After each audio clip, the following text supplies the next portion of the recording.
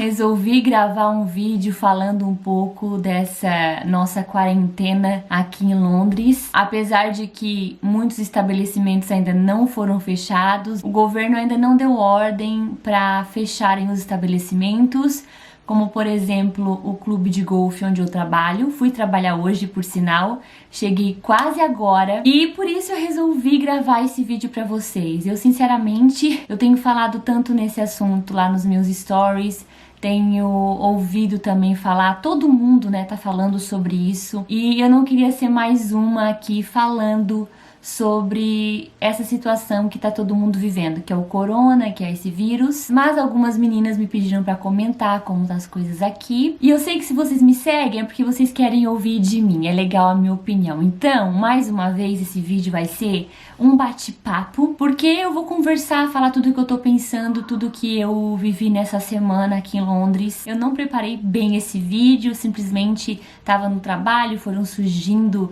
assuntos, e eu vou estar conversando praticamente tudo que eu tenho falado lá nos stories. Bom, até alguns dias atrás, acredito que até uns 4, 5 dias atrás, eu não estava me sentindo apavorada ou desesperada por causa do vírus, porque, como eu já falei várias vezes lá no meu Instagram, eu não sou o tipo de pessoa que dramatiza, que entra nessa onda do drama e aumenta as coisas e pensa que o mundo vai acabar. Mas eu comecei a ver as notícias aqui de Londres, do povo limpando os supermercados, acabando com os papéis higiênicos, com a comida no mercado, e eu olhava tudo aquilo e pensava, meu Deus, que loucura é essa?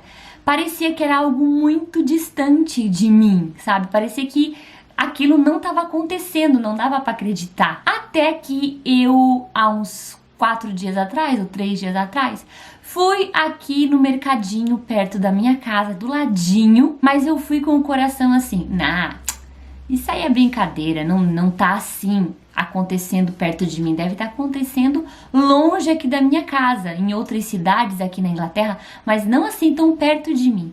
E aí cheguei aqui no mercadinho perto da minha casa e já não tinha nada, não tinha fruta, não tinha verdura, não tinha frango, macarrão, arroz é o que menos tem no mercado, não tinha, simplesmente as prateleiras estavam vazias. E aí fui em outro mercado, que é do ladinho desse primeiro que eu fui, também estava tudo vazio. Fui em outro, no indianinho, que a gente chama nos indianinhos que tem aqui, fui, também estava vazio. E eu fiquei assim, opa, a minha ficha caiu naquele momento que o povo estava em pânico realmente. Os britânicos não são muito de ficar falando, cochichando pelos cantos sobre o assunto, mas eles demonstraram o pânico deles indo pro supermercado, sabe? As prateleiras vazias começaram a mostrar que o povo aqui estava em pânico. E eu vou ser sincera, eu já estava sendo metralhada com muitas notícias, né? Todos os dias a gente está sendo metralhada com muitas notícias péssimas de desanimar da vida, de achar que o mundo vai acabar. Mas antes de eu ir no mercado, eu ainda estava com aquele escudo da fé, né? Não vou acreditar em tudo isso, não vou me desesperar. Só que ir no mercado pra mim, ver com os meus próprios olhos, foi a gota d'água até ontem. Espera aí, vou continuar. Foi a gota d'água naquele momento, eu me deixei envolver por tudo aquilo e até comecei a postar nos meus stories os mercados vazios que eu entrava, como tava todo mundo fazendo, né? Eu pensei, meu Deus, vou mostrar também que o negócio aqui tá feio, é verdade?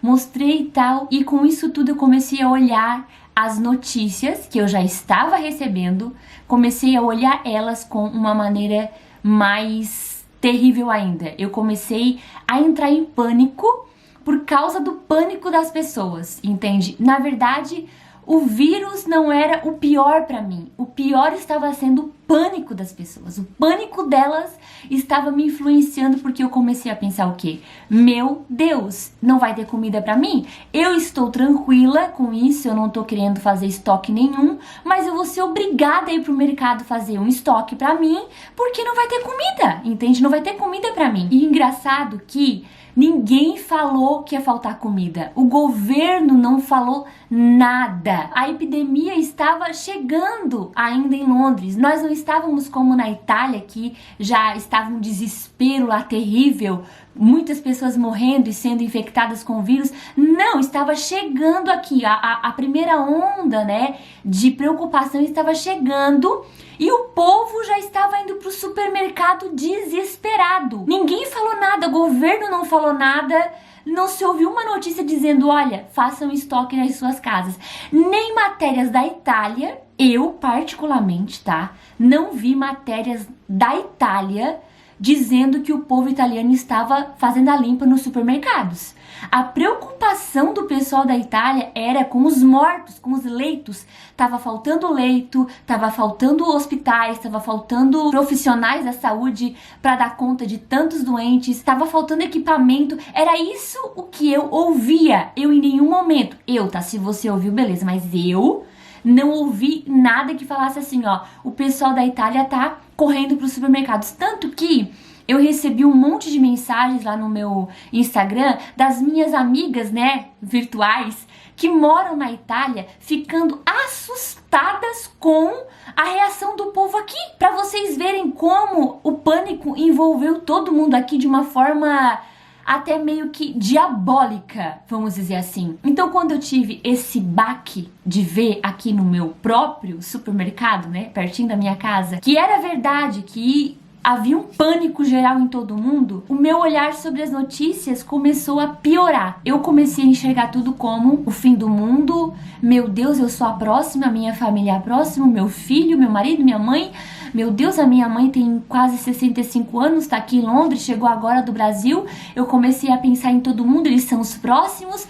O pânico começou a tomar conta de mim, porque eu comecei a alimentar todas essas matérias, todas essas notícias terríveis, tudo que estava acontecendo ao meu redor, eu comecei a olhar com a ótica humana. E realmente até compartilhei nos stories o meu pânico, mostrei o mercado e tal, até que anteontem eu, no momento de oração aqui no meu quarto, eu comecei a orar de uma forma diferente pelo vírus. Eu comecei a orar de uma forma diferente pelo meu coração, por tudo que estava acontecendo. Me caiu a ficha espiritual. O Espírito Santo trabalhou no meu coração, me trouxe uma paz, assim, surreal, que só Ele dá, né, em meio às tribulações e problemas que a gente passa na vida. E eu comecei a pensar, meu Deus do céu, como que eu estou sendo mais uma que está espalhando medo? Como que eu posso ser mais uma, Senhor, que está espalhando medo e pânico nas redes sociais, mostrando o supermercado vazio?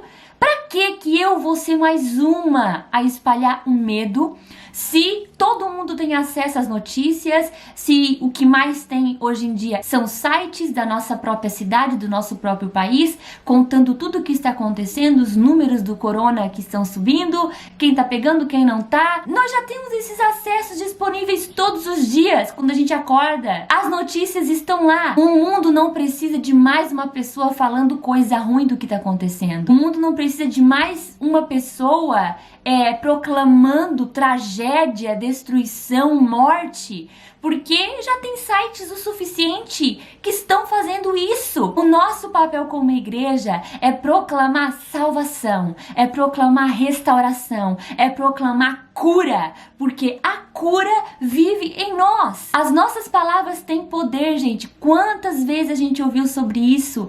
No ano de 2019 mesmo, eram textos, eram posts no Facebook, no Instagram. A língua tem poder, as palavras têm poder. Chegou a hora de a gente colocar em prática aquilo que tem lido na palavra de Deus e começar a usar as nossas palavras pro bem, para profetizar. Deus habita em nós, o Espírito Santo está em nós, o poder maior de todo o universo habita dentro de nós. Uma vez Jesus falando com os seus discípulos, ele disse, olha, coisas maiores do que essas vocês irão fazer. Eu vou pro meu Pai, mas vai ficar o Espírito Santo, eu vou estar no coração de vocês, eu vou estar na vida de vocês, o meu poder vai estar dentro de vocês e vocês farão coisas maiores do que eu aí na terra. Nós temos que tomar posse dessas palavras e proclamar cura. Foi isso que eu entendi quando eu estava orando. O Espírito Santo foi trabalhando e eu fui me acalmando e eu tomei uma decisão. Chega de falar de tragédia, de focar em quantos mortos tá tendo por dia. Nós somos a igreja de Cristo na terra. Nós somos representantes de Cristo nessa terra. O reino de Deus é mais poderoso que o reino das trevas. A palavra dele diz: maior é o que está em vocês do que aquele que está no mundo. Maior é o que está conosco. Não vamos nos deixar se abater com essas notícias, não vamos alimentar nossa mente com essas notícias terríveis. Vamos alimentar nossa mente com a palavra de Deus, que é a verdade. Deus deu quantos livramentos no passado? Ele continua dando livramento. Ele é o médico dos médicos. Ele é aquele que dá capacidade para o cientista descobrir a cura. Ele é aquele que dá inteligência. Vamos orar por isso. Gente, nós temos que se posicionar para orar nesse momento, declarar cura, declarar força, ânimo, graça para os profissionais da área da saúde que estão lá dando a vida por nós, certo? Dando a vida pelas pessoas, se arriscando por pessoas que eles nem conhecem. Vamos orar pelos empresários, pelos donos de comércio, donos de pequenas ou grandes empresas. Eles estão correndo um grande risco de falir. Pessoas já perderam o emprego. Eu tenho conhecidas aqui em Londres que estão sem casas para fazer faxina. As casas, as mulheres dispensaram elas por um tempo, por medo do vírus. E aí como que sobrevive essas pessoas, gente? O aluguel aqui vence por semana. Contas são descontadas semanalmente aqui. Gente, vamos tirar os nossos olhos da tragédia, do pânico e vamos olhar para a necessidade. A igreja está aqui para socorrer. Nós estamos aqui para socorrer as pessoas. A palavra de Deus diz: levai as cargas uns dos outros, chorai com os que choram. Vamos se compadecer por eles e levantar um clamor e decretar que eles não vão falir, decretar a provisão de Deus, decretar portas abertas para o desempregado, decretar vitória. Com Cristo nós não temos crise, em Cristo não há crise e nós estamos em Cristo. Ele é o nosso provedor. Vamos crer dessa maneira. Eu estava indo por esse caminho do pânico. Eu estava sendo mais uma espalhadora, propagadora de notícias ruins. E eu pensei, eu me autoanalisei. O Espírito Santo falou comigo: como assim, Rafaela? Tu é minha filha, olha o pai que tu tem. Começa a proclamar palavras de vida. Eu sei que todos os dias nós temos sido bombardeados, como eu já falei, por notícias terríveis. Hoje mesmo acordei e vi lá a notícia da BBC News, que é o canal aqui mais famoso, né, de notícias de televisão. E eu li que a vacina pro corona pode ficar pronta em 12 meses ou pode levar até 18 meses. Ou seja, a vacina pode ficar pronta daqui um ano só.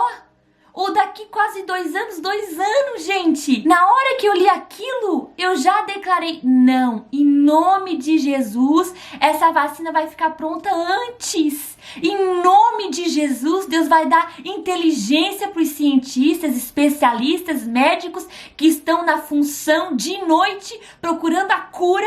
Deus vai capacitar essas pessoas, vai clarear as ideias para elas fazerem a vacina antes. Vamos se unir nesse mesmo propósito e vamos declarar que logo vai ter cura para tudo isso, que logo as coisas vão se estabilizar, porque vão se estabilizar. Deus vai estabilizar tudo. Deus é aquele que cria caminho no meio do mar. Deus é aquele que abre porta onde não tem. Ele é o nosso Deus. E quando eu li a notícia que o período era de 12 a 18 meses para eles criarem uma vacina, isso eu tava no trabalho pensando, né? Fiquei pensando sobre isso e lutando contra essa notícia. E aí me veio a palavra de Neemias, o texto de Neemias que fala lá sobre a construção dos muros de Jerusalém. Eu não tenho tempo para falar a história aqui de Neemias. Eu acredito que muitas de vocês conhecem. Se você não conhece, vai lá ler, porque é uma história muito maravilhosa. Neemias se dispõe a ir para Jerusalém, reerguer, levantar os muros que haviam sido queimados há muitos anos atrás, né? Naquela época, os muros de Jerusalém significavam tudo para o povo judeu. Simbolizava proteção, simbolizava alegria. Aquela situação dos muros caídos, dos destroços no chão, era algo muito triste para o povo judeu. E Neemias fica abalado com aquela notícia quando sabe que os muros estão queimados e caídos, e ele vai em direção a Jerusalém levantar os muros. E, gente, pela ótica humana, era uma missão quase impossível. Ninguém tinha se disponibilizado a levantar os muros. Ninguém achava possível aquilo acontecer. Neemias, pela fé, crendo no Deus do impossível, ele reúne uma equipe, os irmãos lá, a comunidade daquele lugar, e eles começam a reerguer os muros. E quando eles começam a reerguer os muros, os inimigos também aparecem, rindo deles, tirando sarro. E o pior é que eles duvidavam que o muro seria reerguido em tão pouco tempo. Eles achavam que quem sabe pode ser reerguido, mas vai levar anos. Mas Neemias provou o contrário, porque Neemias estava com Deus. Deus é quem tinha levantado Neemias para essa missão. Olha o texto. Quando Sambalate soube que os judeus estavam reconstruindo as muralhas, ficou furioso e começou a caçoar de nós. Diante dos seus companheiros e do exército dos samaritanos, ele disse: o que é que esses judeus miseráveis estão fazendo? Será que eles pretendem reconstruir a cidade? Será que eles pensam que oferecendo sacrifícios poderão acabar o trabalho em um dia? Será que dos montões de entulho e das pedras que foram queimadas, eles podem tirar pedras para a construção? Que tipo de muralha eles poderão construir? Até mesmo uma raposa poderia derrubá-la. Eles acharam que Neemias não conseguiria reerguer os muros em tão pouco tempo, com tanta rapidez. Só que Deus fez com que Neemias e sua equipe reerguessem os muros em tempo recorde. Neemias 6:15 diz: as muralhas foram terminadas no dia 25 do mês de Elu, depois de 52 dias de trabalho.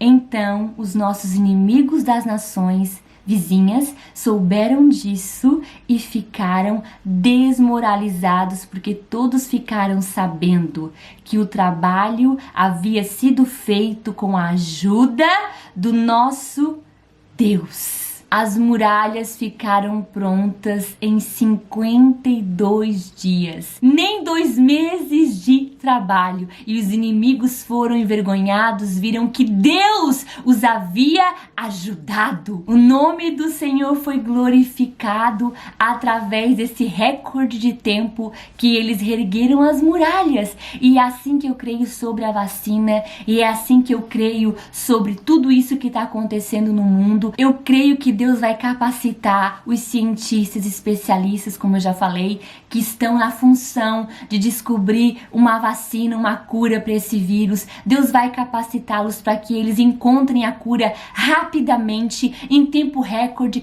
não em um ano, mas em poucas semanas. Eu creio firmemente nisso. Conforme as notícias que eu tenho lido, eu tenho declarado o contrário. Eu tenho declarado vida. Eu digo não, vai haver cura logo. Não, as pessoas não vão morrer. Não, as pessoas não vão ser infectadas em massa, como estão falando. Outra matéria que eu li aqui em Londres é que a estimativa é de que até 50 mil pessoas sejam infectadas. Eu li essa matéria essa semana e eu disse: não aceito. Não aceito. Em nome de Jesus, vai ser muito menos que isso. Os velhinhos não vão morrer, crianças não vão morrer, pessoas na UTI vão sobreviver a esse vírus, em nome de Jesus. Gente, vamos declarar. Eu tô aqui fazendo esse vídeo para dizer para você que eu estava sendo influenciada por todas essas notícias ruins. Eu estava indo na onda do mundo da incredulidade, mas eu falei com Jesus e Deus abriu os meus olhos, e Ele tá abrindo o teu olho através desse vídeo. Não vai nessa onda de incredulidade, não cai nessa onda de pânico, de tristeza, de desespero. Não! Você tem um Deus que pode todas as coisas. Você tem um Deus que providenciou comida no deserto.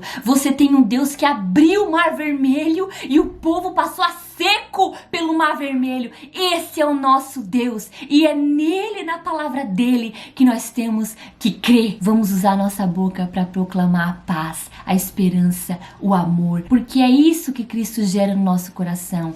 A derrota, a destruição, o pânico e medo não são gerados por Jesus, são gerados pelo diabo. E nós não somos filhos do diabo, nós somos filhos de Deus. Vamos nos reposicionar e voltar para o nosso lugar de filhos amados que somos. Vamos declarar cura e salvação sobre a nossa casa, sobre a nossa família e sobre o mundo. Jesus está conosco, não há o que temer.